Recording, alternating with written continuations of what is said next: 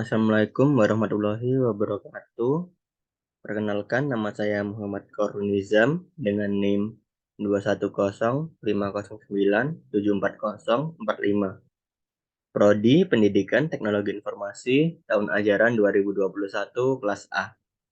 Di video kali ini saya akan menjelaskan sedikit materi tentang jaringan wireless, kemudian simulasi jaringan wireless sendiri. Pertama-tama, kita mulai pengertian jaringan wireless. Wireless adalah teknologi yang memungkinkan pengiriman dan penerimaan data tanpa menggunakan kabel atau koneksi fisik lainnya. Wireless digunakan dalam berbagai aplikasi, termasuk jaringan komputer, telepon seluler, perangkat audio dan video, dan peralatan medis. Fungsi jaringan wireless. Fungsi dari teknologi wireless adalah untuk memberikan akses nirkabel ke informasi dan sumber daya dari jarak jauh. Dengan menggunakan teknologi wireless, pengguna dapat mengakses internet, berkomunikasi dengan perangkat lain, mengirim dan menerima data tanpa terhubung secara fisik ke perangkat. Tujuan penggunaan teknologi wireless. Tujuan dari penggunaan teknologi wireless adalah untuk meningkatkan kenyamanan, fleksibilitas, dan mobilitas. Dengan menggunakan teknologi wireless, pengguna dapat mengakses informasi dari tempat manapun tanpa harus terbatas oleh kabel atau jarak fisik. Kelebihan jaringan wireless. Yang pertama, mobilitas. Pengguna dapat mengakses informasi dan sumber daya dari jarak jauh tanpa terikat oleh kabel atau jarak fisik. Fleksibilitas.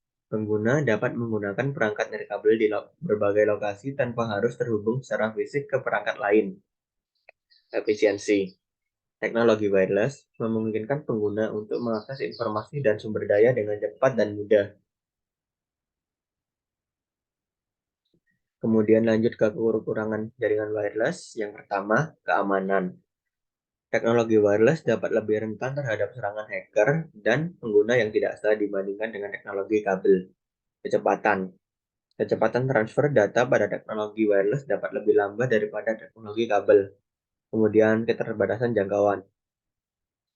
Teknologi wireless memiliki jangkauan yang terbatas dibandingkan dengan teknologi kabel, sehingga pengguna mungkin mengalami masalah dengan sinyal dan konektivitas jika berada di tempat yang jauh dari router atau stasiun dasar.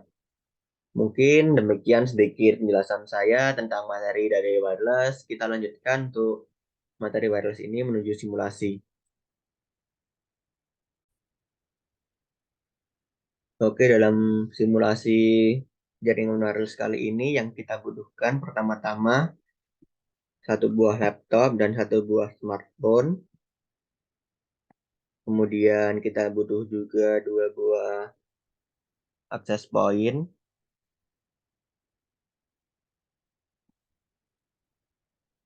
Dan juga kita butuh satu buah switch.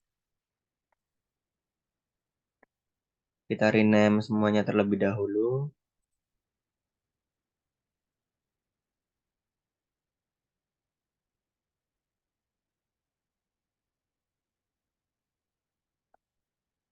Untuk ini kita rename menjadi AP2. Kemudian untuk yang access point selanjutnya kita rename menjadi AP1. Kemudian kita akan menyambungkan dari access point 1 ke switch menggunakan kabel ini. Untuk yang access point 2 juga sama, kita sambungkan ke switch. Kemudian setelah selesai kita sambungkan semua, kita klik pada access point 1, kemudian ke config, ke port 1. Kita ganti SSID-nya menjadi AP1. Kemudian untuk keamanannya kita klik PPA2 PSK, lalu kita ketikkan 1234567 8. Kemudian kita close.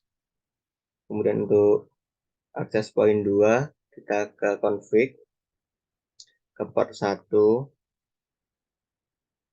Untuk SSID-nya kita ganti menjadi AP2. Dan untuk keamanannya kita tetapkan seperti ini, disable. Setelah kita selesai mengatur access point, kemudian kita klik pada laptop. Kita off-kan laptopnya terlebih dahulu. Lalu kita ganti portnya menjadi port WPC 300N. Kemudian kita nyalakan.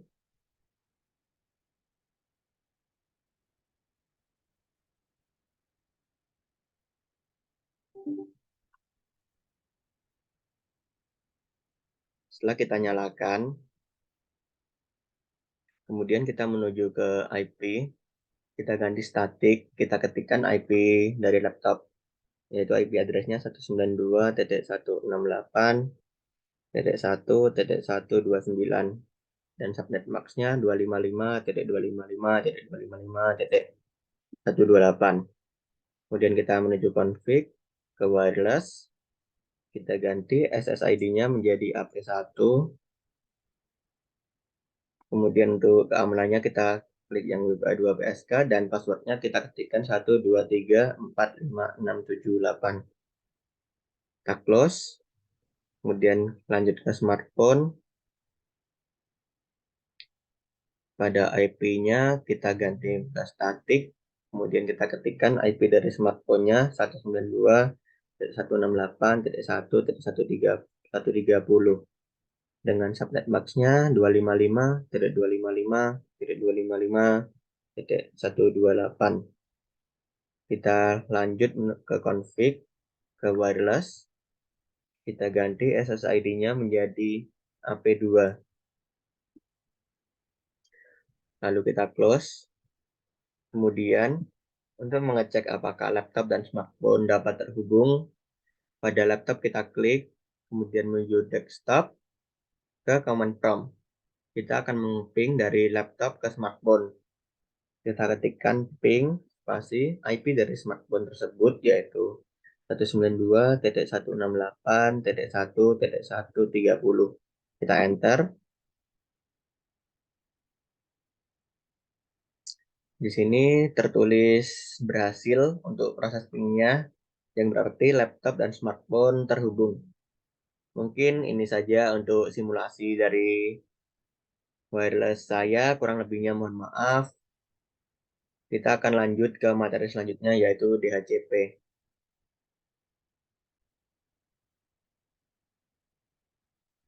Untuk materi DHCP sendiri, kita lanjutkan pengertian DHCP.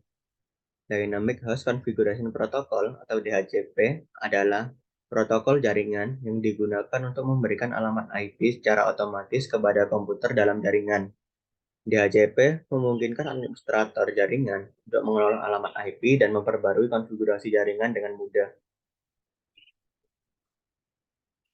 Fungsi DHCP. Fungsi utama DHCP adalah untuk memberikan alamat IP yang unik kepada setiap perangkat dalam jaringan. Selain itu, DHCP juga dapat memberikan konfigurasi jaringan lainnya seperti gateway dan DNS server. Lanjut, kelebihan dan kekurangan DHCP. Untuk yang pertama, kelebihannya sendiri, yaitu yang pertama, efisiensi. DHCP memungkinkan administrator jaringan untuk memberikan alamat IP dan konfigurasi jaringan lainnya secara otomatis, sehingga menghemat waktu dan usaha yang diperlukan untuk melakukan konfigurasi manual pada setiap perangkat secara terpisah. Yang kedua, konsistensi. Dengan menggunakan DHCP, administrator jaringan dapat memastikan bahwa setiap perangkat dalam jaringan menggunakan konfigurasi yang sama dan konsisten. Kemudian, skalabilitas. DHCP dapat digunakan untuk mengolah jaringan yang besar dengan kompleks dan mudah.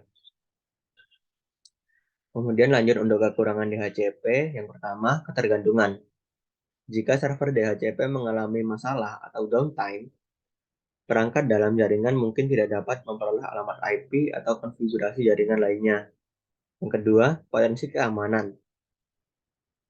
Jika tidak dikonfigurasi dengan benar, DHCP dapat menjadi sasaran bagi serangan jaringan, seperti serangan DHCP spoofing dan DHCP starvation. Yang ketiga, penggunaan sumber daya. Penggunaan DHCP dapat memakan sumber daya jaringan yang signifikan, terutama jaringan besar dan kompleks dengan banyak perangkat yang membutuhkan alamat IP dan konfigurasi jaringan lainnya. Mungkin ini tadi sedikit penjelasan saya terkait materi DHCP. Kemudian untuk materi DHCP sendiri akan saya lanjutkan ke simulasinya. Untuk simulasi DHCP-nya yang kita perlukan adalah kita menambahkan server ke rangkaian yang telah kita buat tadi. Kita rename, kita ganti menjadi DHCP. Kemudian kita sambungkan server dengan switch.